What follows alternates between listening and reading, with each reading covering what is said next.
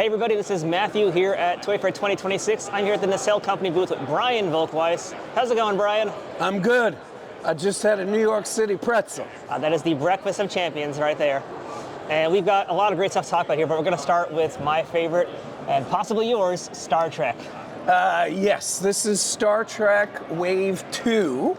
And I guess we'll start with my good buddy, Mr. Worf. Let's jump to the top here. Or Lieutenant Worf, or Captain Worf, depending on your era. Well, technically, wasn't he promoted in this outfit? Yeah, that's exactly right. You know your Star Trek, which I know well.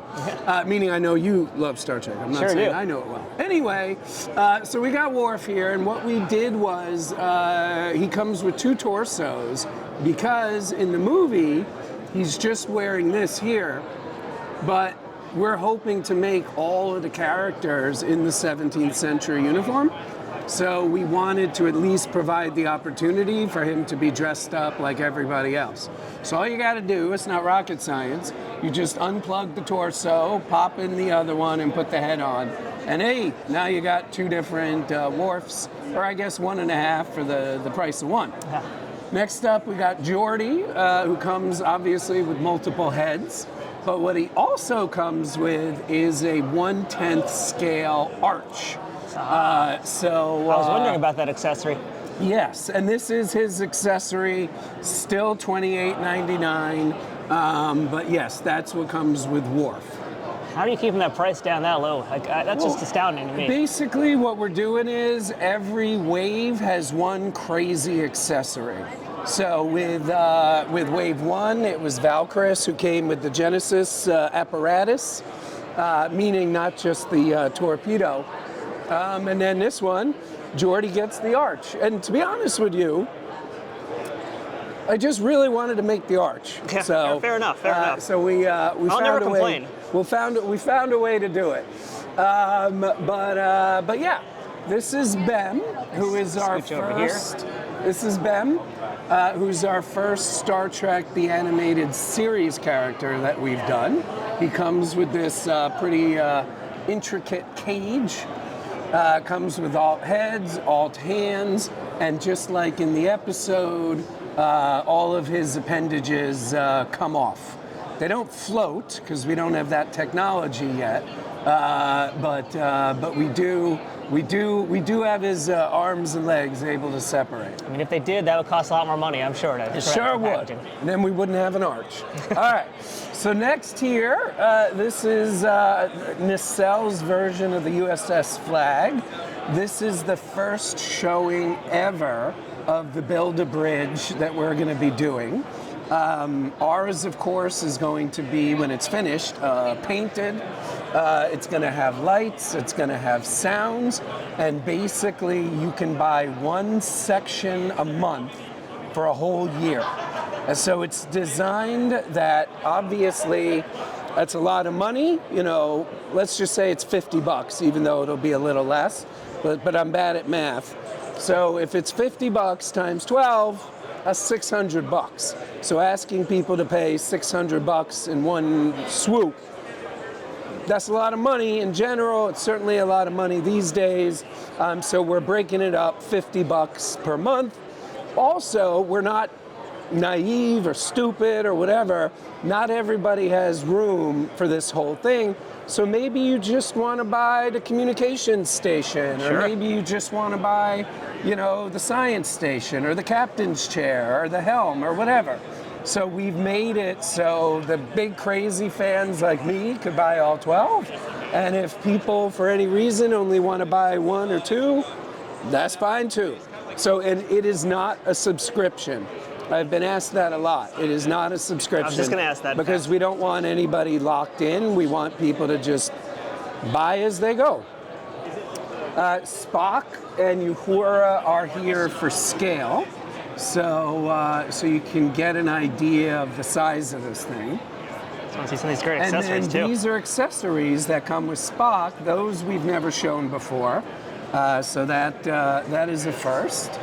I gotta ask, do you know how to play tridimensional chess, I Brian? do not. I absolutely do not. And I've got a set. We'll have to come play sometime. I'll bring it next Toy Fair. I would love to learn. Let's take a look at the Sahura. I was actually noticing the Sahura yesterday. I feel like that might be the best sculpt I've seen you guys do. I'm a bit biased, but I'm not going to disagree. We are very lucky with the sculptors we get to work with. And I have to admit, I'm also very excited for this Merkel and Ard figure here of Sarek. Or Yes. that's not Sarek, sorry, this is the Romulan commander. That is the Romulan commander, and as I always say, it really shows you the earliest days of Star Trek because they didn't even bother to give him a name. No. It's my favorite episode of TOS, what a coincidence. And he comes with this 3-viewer periscope that we're very excited about. We're very big on the accessories, if you didn't notice. Oh, I love them too, so awesome to see. Here is the rest of Wave 2. We've already shown Kirk, Nog, and Janeway. We have not, I always feel like an idiot bragging about a chair, but I'm very excited about this chair. First of all, this is not her captain's chair. Voyager, in my opinion, had more of a captain's bench. It's like a sofa, I would call it. Yeah. No, this is actually the chair that she dies in Year of Hell. So we wanted people to be able to reenact that if they wanted to. But as an added bonus for myself, I love this chair because this chair will appear till the end of time in Star Trek. You can see it in Nemesis, you can see it in everything. So Multi-purpose chair. we made the chair. We got T'Pol, that's our first T'Pol. And yes, she comes with the Vulcan salute, so don't worry. All our Vulcan characters come with the Vulcan salute, as does Valeris, not Valkyris. I make that mistake 50 times a day. She comes, of course, with the one of my favorite accessories ever, the mashed potatoes with the whisk, including the pot. That's a deep cut. She also comes with the boot. The boot. And this is Second head Dr. also. Carol Marcus. Yeah, has Carol Marcus had a figure before anywhere? No, right? She is not, no. And other than David, who's going to be in Wave 4, these are some of the last characters that have never had figures. So we're excited. And what we did with her, and in case you didn't know, I'm a huge Wrath of Khan guy. You know, she is two of the most important scenes in the whole movie, in my opinion. And one of them, she has the jacket on, one of them, she doesn't.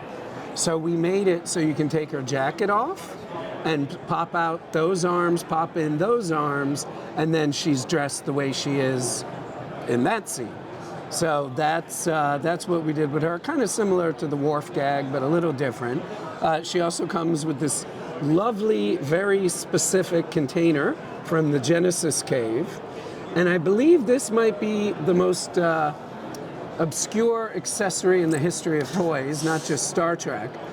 It was so obscure, nobody really knew what it looked like from the sides.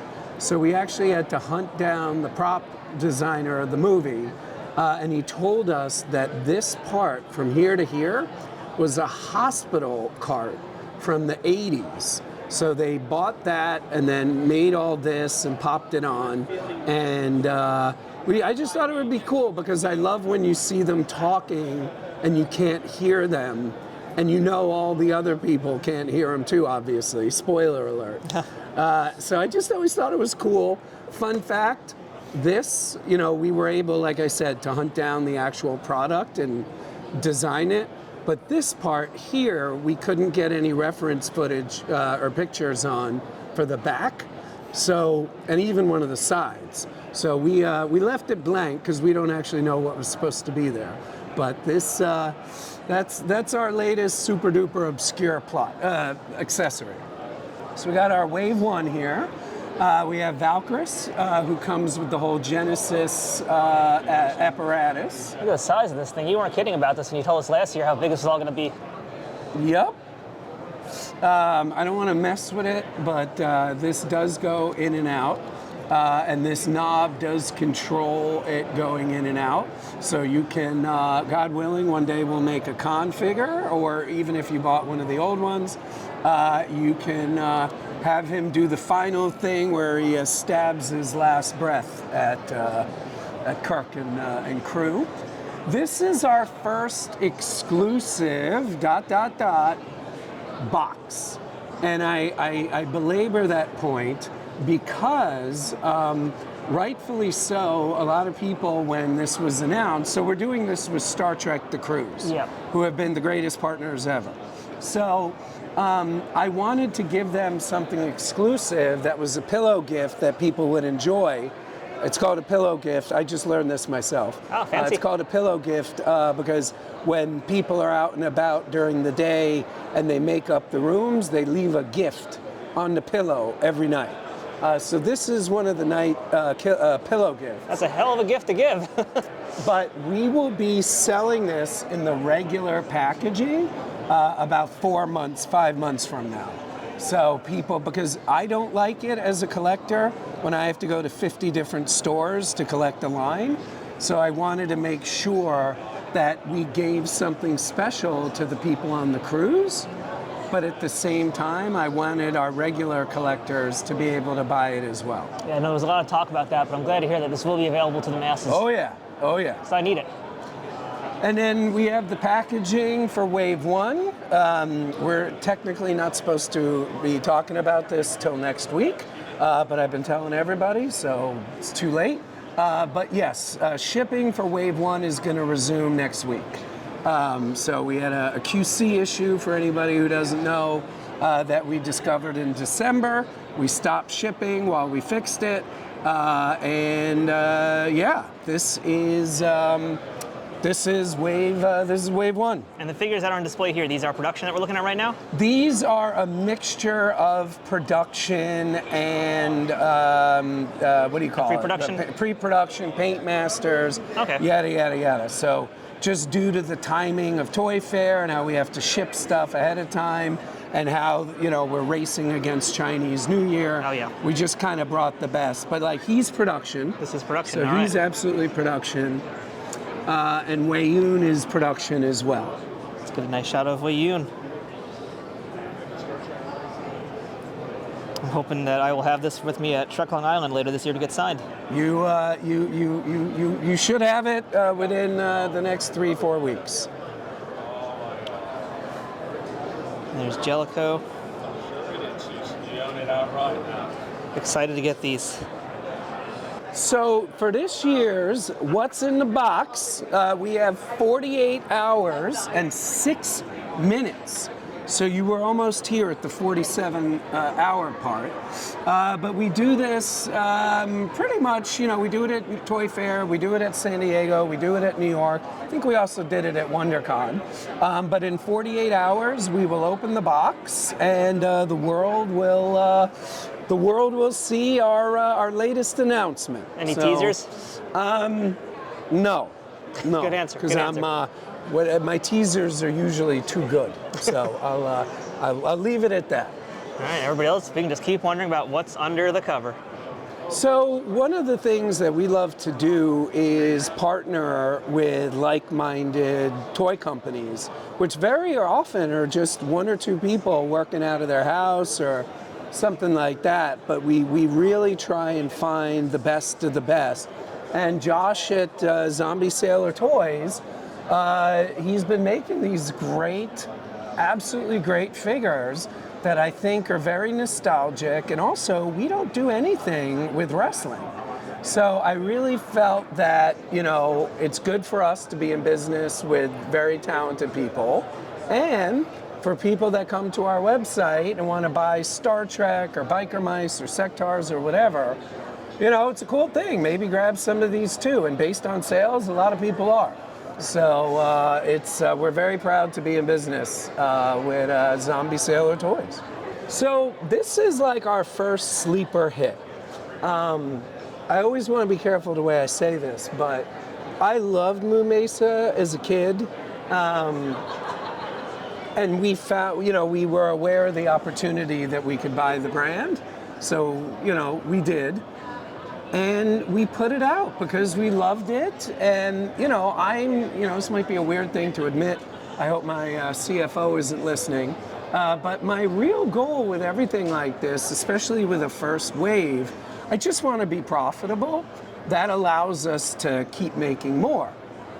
This, literally, to call it a sleeper hit, would be an understatement. I mean, it came out of the gate as expected, but when the sales should have started dying, they didn't die. They just kept going. So it was kind of like, it reminded me, obviously on 1/1000th the scale, but it reminded me of like how Titanic did, where it never had like a big $50 million weekend. It just made $20 million a weekend for like a year. And that's what this has done. The other fun fact, 99% of orders are all 3.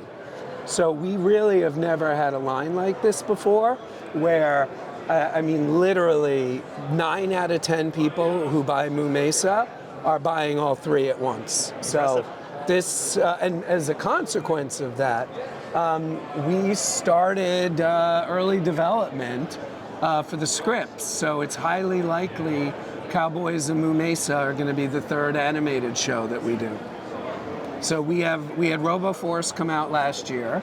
We have Biker Mice from Mars coming out at the end of this year, if we stay on schedule.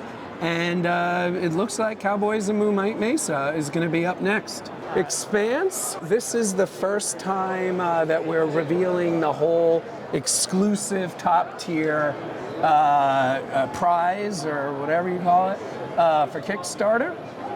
And so this is based on the wrap gift from season 4. Basically, for anyone who doesn't know, a wrap gift is when a TV show or a movie ends, the producers, some of the cast, chip in to make a gift to give to the whole cast and the whole crew.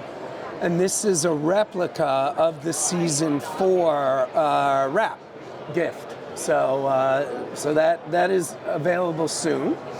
Also, this is the first time we're showing the production. I'm not sure what the official name is, but it's the chair they sit in when they go faster than light. So everybody has to sit in this when they go faster than light, otherwise all their inner organs are going to explode or something.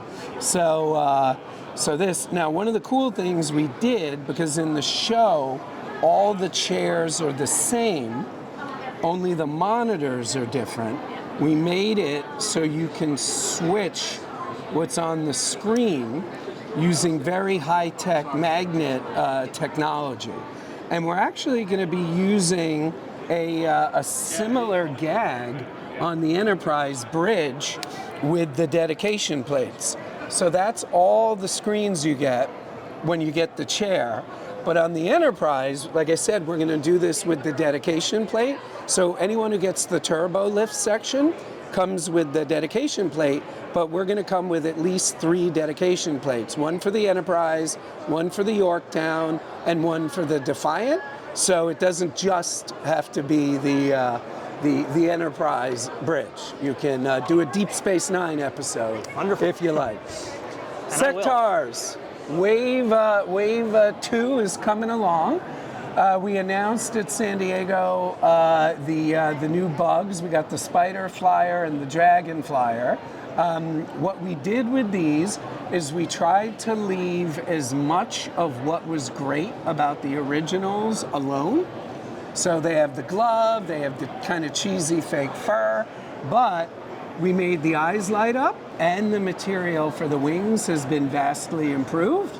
And yes, we will be selling the wings separately. Everybody always asks us that, which I love. I love that.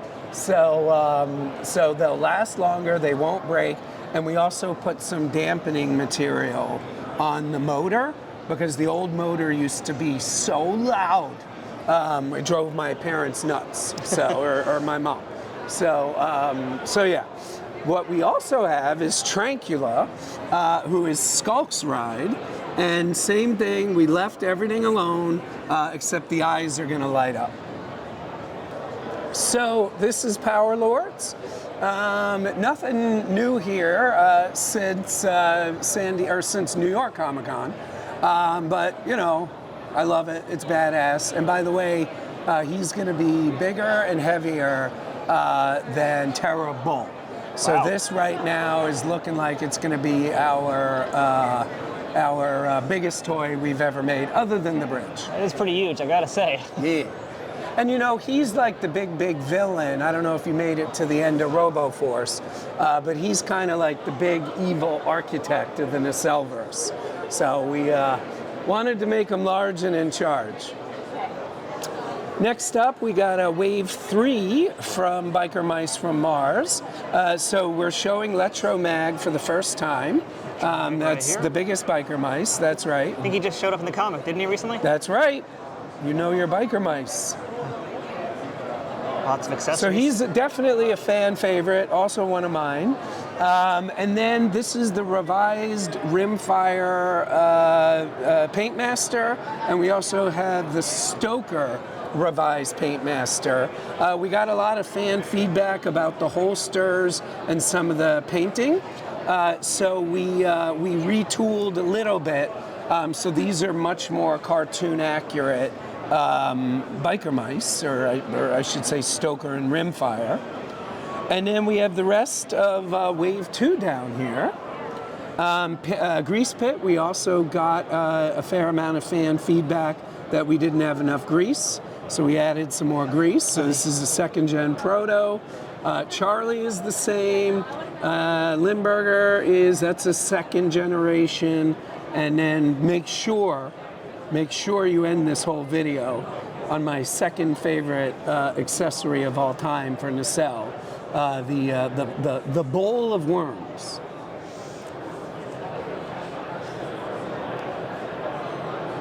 So Brian, thank you so much for the tour here. I gotta ask though, you guys are doing a lot of things now in comics and TV, but as far as the toys go, any other licenses that you guys are looking at right now? Anything else you can tease? Yes, there are. I can't tell you what, of course, for I would hope obvious reasons, but yeah, there is one license in particular we have been trying to get for a long time, and we are hopefully very close to getting it.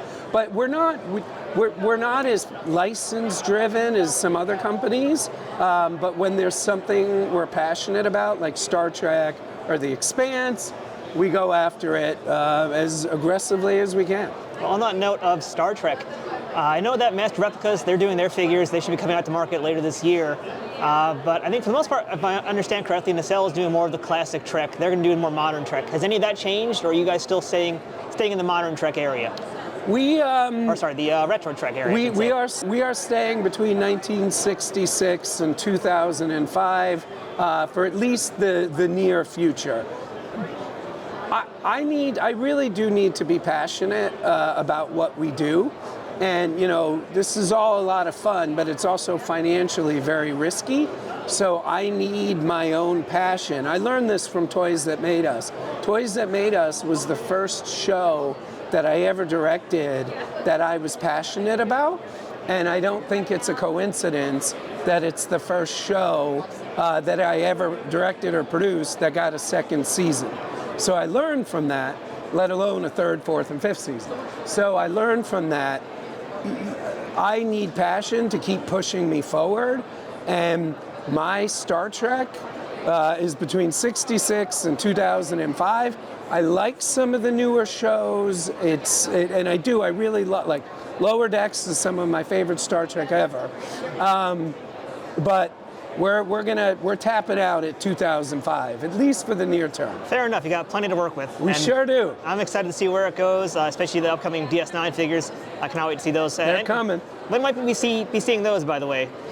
Well, FTCC, perhaps? As you may know, and I'm sure you do, because you know this stuff real well, we're alternating every wave. Right. So Wave 3 is TOS.